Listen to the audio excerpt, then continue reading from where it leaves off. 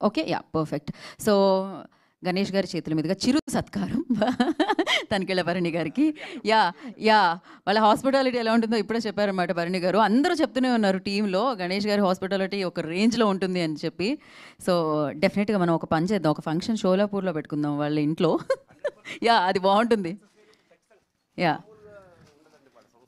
Yeah ప్రేమ కానీ నిజంగా it's a pleasure నిజంగా. అట్లా నేను ఇంకొక విషయం, మహారాష్ట్ర పేరు ఎత్తేటప్పటికి అక్కడికి వెళ్ళాను.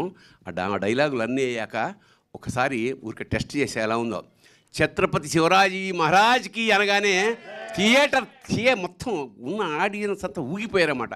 అంటే ఇప్పటికీ కూడా ఆ ఛత్రపతి శివాజీ మహారాజ్ తాలూకా ఆ ప్రకంపనలు, ఆ ఇష్టం వాళ్ళకి, అతని పట్ల గౌరవం, అంటే అఫ్కోర్స్ భారతదేశం అంటే ప్రతి వాళ్ళకి ఉందనుకోండి, అక్కడ పర్టికులర్గా ఆ పేరెత్తితే ఆనందం పొంగుతుందన్నమాట. సో ఖచ్చితంగా మహారాజు కూడా మిమ్మల్ని దీవిస్తాడని మనస్ఫూర్తిగా కోరుకుంటూ నేను సెలవు తీసుకుంటున్నాను. Thank you sir, thank you so much.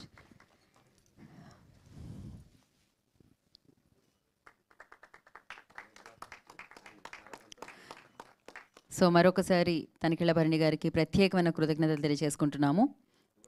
ఇందాకే చెప్పినట్టు ఇంత బిజీగా ఉన్నప్పటికీ, ఫంక్షన్కి ఉండాల్సినప్పటికీ సో వారు ఇక్కడికి రావడం జరిగింది. ఇంత వర్షంలో కూడా, కుండపోత వర్షంలో, ఇంత వర్షం కాదు, ఇది ఒక రేంజ్లో పడుతుంది బయట. గోవిందా గోవిందా.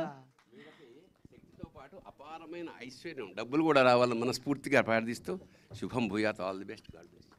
సో వెంకటేశ్వర స్వామిని మీకు ఇచ్చారు, లక్ష్మీ కటాక్షం జరగబోతుంది అనమాట ఈ సినిమా రిలీజ్ అయిన తర్వాత. And thank you. మనం మన కార్యక్రమాన్ని కంటిన్యూ చేద్దాము. సో అందరూ వేదిక